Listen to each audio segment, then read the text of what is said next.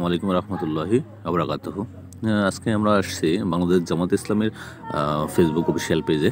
এখন আমরা দেখব জামাত ইসলামের যে অসহযোগ আন্দোলন, সেটি আসলে কী কী বিষয়ে অসহযোগ আন্দোলন তারা ডাক দিয়েছেন। আমরা আজকে শুরুতেই জামাতের কর্মসূচি ঘোষণা 11 ঘন্টা আগে প্রকাশ করেছে। 21 থেকে 23 ডিসেম্বর দেশব্যাপী গণসংযোগ ও লিফলেট বিতরণ এবং 24 ডিসেম্বর দেশব্যাপী সকাল সন্ধ্যা সর্বাত্মক অবরোধের কর্মসূচি ঘোষণা মাওলানা এটিএম মাসুম সাহেব।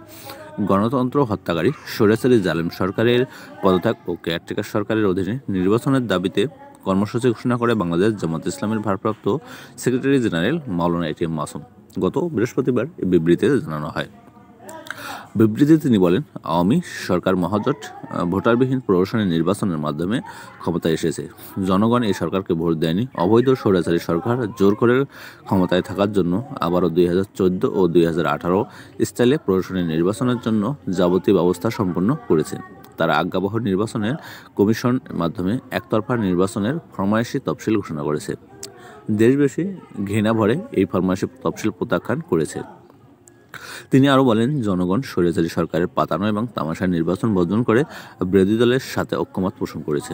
জনগণ জামাত সহ বিরোধী দল ঘোষিত অবরোধ ও হরতাল কর্মসূচি সফলভাবে বাস্তবায়নের মাধ্যমে এই সরকারের বিরুদ্ধে অনাস্থা স্থাপন করেছে। আমরা সংসদ ভেঙে দিয়ে এবং পদত্যাগ করে কেয়ারটেকার সরকারের অধীনে সুষ্ঠু ও নিরপেক্ষ অংশগ্রহণমূলক নির্বাচন নিশ্চিত করার জন্য নিম্নোক্ত কর্মসূচি ঘোষণা করছে। যে বিষয়ে কর্মসূচি, সে বিষয়টি এখানে দেওয়া হয়েছে। 21 থেকে 23 ডিসেম্বর দেশব্যাপী গণসংযোগ ও লিফলেট বিতরণ। 24 ডিসেম্বর দেশব্যাপী সকাল সন্ধ্যা সর্বাত্মক অবরোধ।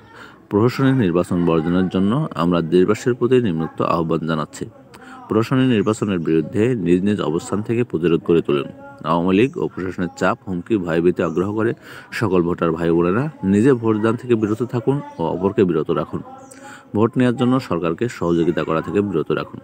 জালেম স্বৈরাচার ও ভোটাধিকার হরণকারী ও গণতন্ত্র ধ্বংসকারী তাবেদার সরকারের সাথে সকল ধরনের সম্পর্ক ছিন্ন করুন। ঐক্যবদ্ধভাবে প্রতিরোধ আন্দোলন গড়ে তোলার মাধ্যমে দেশ ও জাতিকে উদ্ধারের জন্য এগিয়ে আসুন। 21 থেকে 23 ডিসেম্বর দেশব্যাপী গণসংযোগ ও লিফলেট বিতরণ। 24 ডিসেম্বর দেশব্যাপী সকাল সন্ধ্যা অবরোধ ঘোষণা। শেষে আরও একটা বিষয় জানিয়ে রাখি, ফ্যাসিস্ট আওয়ামী সরকারের জুলুম নির্যাতন চিত্র বিষয় এখানে দেওয়া হয়েছে। স্বৈরাচারী কর্তৃক জামাত ইসলামের উপর দমন নিপীড়নের চিত্র এখানে দেওয়া হয়েছে। আজকে পর্যন্ত বন্ধুরা, ধন্যবাদ। আসসালামু আলাইকুম রহমতুল্লাহি ওয়া বারাকাতুহু।